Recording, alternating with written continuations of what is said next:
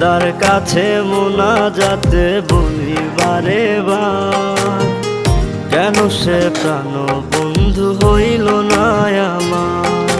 খোদার কাছে মোনাজাতে বলি বারে বার, কেন সে প্রাণ বন্ধু হইল না আমার।